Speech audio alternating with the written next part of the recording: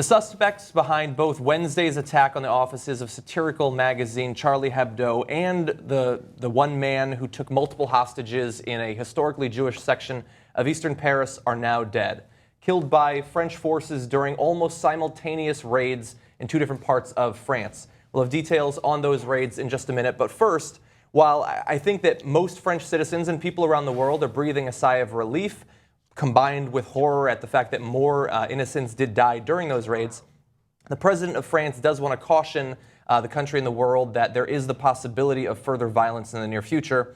He said, "These madmen fanatics have nothing to do with the Muslim religion. France has not seen the end of the threats it faces." So it is possible that there are other individuals linked with the Kouachi brothers who could spring up and commit further acts of violence and terror in the near future. But as I said, there were successful raids to take down both sets of attackers. Officials said that Sharif Kouachi and his brother Saeed, both in their 30s, died when security forces raided a print shop in the small town of Dammartin-en-Goele, northeast of Paris. And in addition, basically at the same time in eastern Paris, the suspect who was holding 4 hostages was killed in that section of Paris. So I think that, as I said, people are happy that it seems like there has been some resolution to the problem. More did die, 4 hostages dying in the course of those raids. A police officer was shot as well. All 4 of the raid at the market, right? In the market, yes. Yeah, the hostage was involved with the brothers. He was freed, yes. Yes. So we were primarily worried about the possibility of more innocents dying with the Kouachi brothers. That was avoided. However, tragically in Paris, multiple others were killed. Well, when we did this yesterday, I mean, I said to both of you guys, this is probably going to end with more violence. And surprise, surprise, it ended with more violence. Fortunately, not that much more violence. Obviously, you know, more dead people, not good. The thing that I think is interesting at this point is, you know, they're basically saying this is a lone wolf incident or a lone wolves incident or that this was a small cell. But if we were in Paris right now, I mean, these people are legitimately freaking out because they don't know. You know, the investigation has just begun. This thing is, we're just at the beginning now. Yeah, I mean, of course you don't know, but I mean, and it was scary on September 11th here in New York and in Washington. You know, I find that, and I'm not sure this is true, but from all I've read, it's hard to tell how forthcoming the French police are being because you can't even really get a very clear description of what happened inside the Charlie Hebdo offices. We get essentially that they called people. I mean, like, but there clearly is more specificity than we've been told. And then, like, what happened at this raid? And I'm not certainly going to sit here and Friday evening quarterback the French police. 4 people died in a raid of a guy who was clearly prepared to kill people. You blame that on the guy who was to kill people, or you lean that way. Yeah. But, you know, I don't know. It doesn't go great when 4 hostages died. That's not. And the police did say that they don't know for sure that the hostages were killed during the raid, or one or more had already been killed. Now, so as you said, there are many details that we don't know about what went on both at Charlie Hebdo in these raids prior to the attack on Wednesday. We do have a little bit of new information, though, because 2 of the individuals involved did communicate with either the police or members of the media. We have a little bit of what they said. First, one of the brothers killed in northeast of Paris said, "I was sent, me, Sharif Kouachi, by Al-Qaeda of Yemen. I went over there and it was Anwar al-Awlaki who financed me." They had previously made reference to Yemen and to Al-Qaeda, so that does seem to make sense. However, at the same time, can I just jump in real quick? Who speaks like that? That yeah, quote, no, like that. You know, I'm not. I don't like to. Raised in France. Well, I don't like to jump off on the conspiracy bandwagon type of thing. So, but I'm just throwing it out, like just for a split second, like that quote. Can we just throw it up again for just a second? Because it's so. I am me. This is what happened. I was sent, me, Sharif. So doesn't that sound like it was written by a bad writer? I am strong, and I am swift, and I will protect ye. Right. So you want to be like, okay, I'm sorry, I'm a little unclear. Who was sent? Who is the I in that sentence? But it makes it seem you got to like they're crazy. Like that's what a crazy person says. That's what a crazy person. Or someone with delusions of grandeur. I'd much rather go that route than any conspiracy route. So Now the hostage taker Amadei Koulibaly also called BFM TV in France. We don't have a specific quote, but he did make reference to being in allegiance to the Islamic State. And he said that he wanted to defend Palestinians and target Jews. Now, He also said that he's apparently a member of the same cell that included the Kouachi brothers, but they are saying that they were trained by al-Qaeda. He is claiming allegiance with ISIS, two groups that are not on good terms right now. And also their motivations for committing these acts of violence seem quite different. One having to do with sort of defending Islam from people who are besmirching it or desecrating it. And then on the other side, sort of a dual anti-Semitism and a political connection to the Palestinians.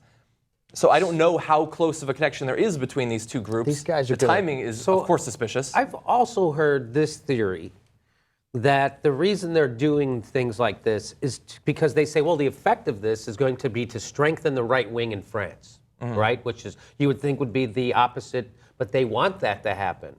Because the more polarized a society gets, the more power they have then. So now the extremists, like these murderers are, they now, if the society gets polarized, people will have nowhere else to go but to them. So then they'll be part of the ruling power. They'll be able to rule certain neighborhoods and things like that. And I guess that's what happened in Iraq too. They created such dissent within the Sunnis and Shias. They wanted that to happen, right? So then there would be nowhere left for people to go, and the more fractured a society, the more polarized it is, the better for guys like this. So that really was that's what a lot of people are saying was their real end game, was to actually strengthen the right wing in France. But if that's the case, well, that sounds far-fetched to me, but if that's the case, then they're being controlled by people smarter than they, because these guys are dumb. These guys they were trained and they know how to kill people. Yeah. But just literally is based on things like I was sent me and then his name. Yeah. And then the other guy, like he doesn't know I'm the Islamic State, Palestinians randomly target Jews. It sounds to me, and again, this is, I suppose I'm speculating as much as you were, but because like this guy sounds like he wanted in on that. And he's a loose cannon, and the brothers were like, you can't do it. So he's like, well, I'll go do it myself. I'll go to a Jewish market. And I'll just kill some people there because they're Jews, and no one's going to be mad at me for that. None of my friends are going to look down on me for that. Right. But I don't know. These guys don't. That doesn't. But we'll find out. Obviously, you want serious investigative tools to be used to determine if this is some grander plan orchestrated by someone in under the protection of another land or know, somebody somewhere else. I mean, the brother statement seems to imply that fairly high-placed members of al-Qaeda were behind it. Who knows? You can't trust the word of an obviously insane person, but this does strengthen the right wing in France, which is already gaining strength. I mean, it will almost certainly lead to increased xenophobia, I would imagine. But also, but I mean, like, but then if al-Awlaki financed him, then why would you say so? Like, what's that about? Perhaps they want credit. I don't know. I mean, considering. I mean, a lot of, I imagine the funding and also sort of the support in terms of new recruits lately for that sort of jihadist cause seems to be going towards ISIS. It could be that al-Qaeda was looking for something high profile to sort of raise their, I guess, public profile. Right. Considering many people are not talking about them anymore, they're talking about ISIS. It's possible they wanted to sort of could be all these things. All these things are possible. It's just like in any time of a terrorist attack, and you think about the domestic terrorism here in the United States and the value that we would have had to keeping Timothy McVeigh alive. If there was ever a point where he could turn and talk, but no, we had to kill him as quickly as possible. God forbid we just lock him up in prison, and then maybe at some point he's like, man, I was a terrible guy.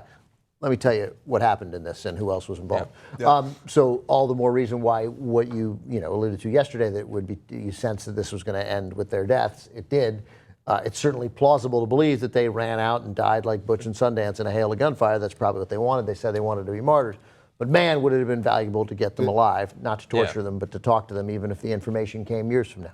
Yeah. By the way, which do you guys think is worse, the lone wolf thing, or that if it's true that they're getting all of the funding and everything from Yemen? Because I think on the news, they constantly, when they say lone wolf, they say it in a way that's supposed to be reassuring, like this is just one guy. I don't know, I don't take much reassurance in that. In a weird way, that's kind of scarier than the other way. Right? I think that the media has, because they're humans, they have limited sort of capacity to describe the motivations of crazy people, and that seems to be a label that people are willing to see applied to them. It's an easy way to sort of compartmentalize that sort of behavior. I think people in general, obviously not you, are more calmed by lone wolf, that there is not some master plan at work, and that we're always prepared to accept to some extent, especially here in the United States. France seems to be reacting to this in a way that we just no longer react to gun violence or anything. You're like, well, they got a bunch of guns and killed people. Yeah, But well over 100 people have died in America since the attack at Charlie Hebdo from gun violence. is that right? Jesus. Well, it's between 30 and 40 every day, at bare minimum, statistically. So I think we're more comfortable with the idea that it's Right. one crazy, there are crazy people and crazy people do crazy things rather than orchestrated by Yemen. Yemen intelligence was involved yesterday. It's almost like they, in helping to identify, it's almost like they were like, hey, we're about to get named here. Yeah, the country of, and we just want to get on the ground floor of no. Like Al Qaeda in Yemen, yeah, United States, whatever help you'll need. A couple of other points I want to raise on this, though. I saw an interesting breakdown of the past few years in terms of terrorist attacks throughout the EU. And while obviously I think many people justifiably are going to be incredibly worried about the possibility of future religiously motivated terrorist attacks, especially in the EU in the near future, over the past few years, there are between 100 and 200 terrorist acts of violence of varying degree of intensity each year. And in the past few years, there have only been about 2% of those that can be traced back to religious motivations for the acts. Almost all of them are from members of separatist political parties. And so obviously religious terrorism is a huge problem, but there is quite a bit of non-religious terrorism in the EU and abroad. And I also want to add to, we've been showing you, especially yesterday, some of the most prominent Muslim thinkers, Muslim politicians, groups in France, in the US who have been speaking out against those who committed these acts of violence. We have a couple of interesting inclusions to add to that list. First, the president of Iran, Hassan Rouhani, said, "Violence and terrorism is reprehensible whether in this region, in Europe, or in the United States. Those who kill and carry out violent and extremist acts unjustly in the name of jihad, religion, or Islam provoke Islamophobia whether they wish it or not." He did not reference the attacks specifically, but the timing does seem suspicious. It seems like he is taking this opportunity to speak out against it. I don't think we need to read into that. Of course he is. Yeah. And that's, by the way, I don't know. I mean, as a sign of progress we've made in Iran. That is something. I will take it. That's the kind of thing a leader of a country says. And that's good. Yeah, you hear that from the head of the UK, the head of Germany. I would like to also hear that from Iran.